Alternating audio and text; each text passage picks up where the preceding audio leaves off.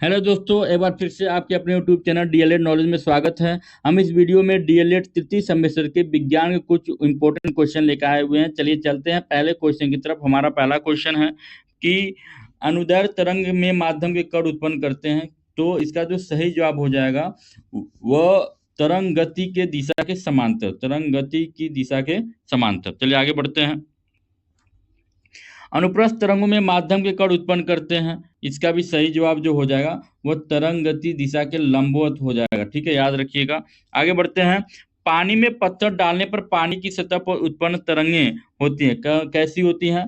इसका जो सही जवाब हो जाएगा दोस्तों वह हो जाएगा केवल अनुप्रस्थ हो जाएगा, केवल अनुप्रस्थ तरंगें हो जाएगा। ठीक है, आगे बढ़ते हैं कि घड़ी में मिनट वाली सुई का आवर्तकाल क्या होता है? जिसका जो सही जवाब हो जाएगा वह 1 घंटा होता है। ठीक है, याद रखिएगा। एक कण का आवर्तकाल 0.02 सेकंड, उसकी आवृत्ति कितनी होगी? तो दोस्तों इसका जो सही जवाब हो जाएगा 50 प्रति सेकंड हो जाएगा। याद रखिएगा। किसी तरंग के आवर्तकाल टी तथा आवृत्ति में संबंध क्या होता है? इसका जो सही जवाब हो जाएगा वह n=1 हो जाएगा। याद रखिएगा। आगे बढ़ते हैं। अनुप्रस्थ तरंगों में दो सिंगों के बीच की दूरी क्या कहलाती है? तो ये कहलाती है तरंग दैर्घ्य कहलाती है। क्या कहलाती है दोस्तों? तो तरंग दैर्घ्य कहलाती है। याद रखिएगा। आगे बढ़ते हैं कि डॉक्टरी थर्मामीटर में ताप मापने का विभाजन स्केल क्या होता है? तो याद रखिएगा दोस्तों, मोस्ट इंपोर्टेंट क्वेश्चन है। 95 डिग्री फ़ारेनहाइट से लेकर 110 डिग्री फ़ारेनहाइट तक होता है। चलिए, हरित लवक पाया जाता है, कहाँ पाया जाता है? तो हरित लवक जो है वह दोस्तों वनस्पति कोशिका में पाया जाता है। याद रखिएगा। ठीक है, आगे बढ़ते हैं। ये टेलीफोन का आविष्कार किसने किया था? तो बहुत ही अच्छा क्वेश्चन है। तो सबको पता होगा ग्राहम बेल ने किया था। याद रखिएगा। कार्बन का क्रिस्टलीय रूप क्या होता है? तो हीरा होता है। क्या होता है? हीरा होता है। आगे बढ़ते हैं कि द्रव के गैस में बदलने की क्रिया को हम लोग क्या कहते हैं? तो वाष्पीकरण कहते हैं। क्या कहते हैं? वाष्पीकरण कहते हैं।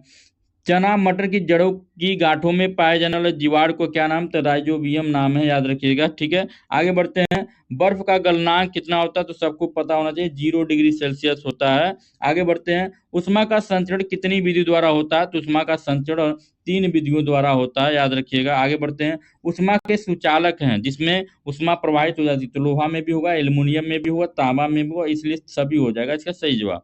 आगे बढ़ते हैं। उष्मा के कुचालक जिसमें उष्मा प्रवाहित नहीं होती है, तो ये तीनों सही हो जाएगा। ठीक है, इसलिए सभी पर टिक लगा देंगे।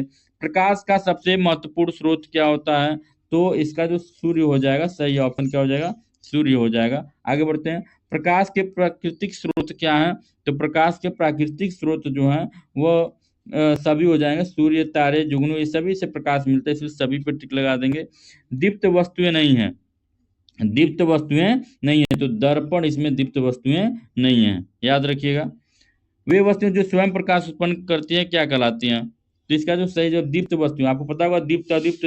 दीप्त वस्तुएं वे वस्तु होती है जो स्वयं प्रकाश उत्पन्न करती हैं, अदीप्त वस्तुएं वे वस्तु होती है जो स्वयं प्रकाश उत्पन्न नहीं करती हैं। ठीक है, आगे बढ़ते हैं कि एक कार, बस तथा ट्रक के चालक के पास दाईं ओर एक दर्पण होता है। उसकी सहायता से वो चालक अपने पीछे आने वाले वाहनों को देखकर सतर्क हो जाता है। यह दर्पण कैसा होता है?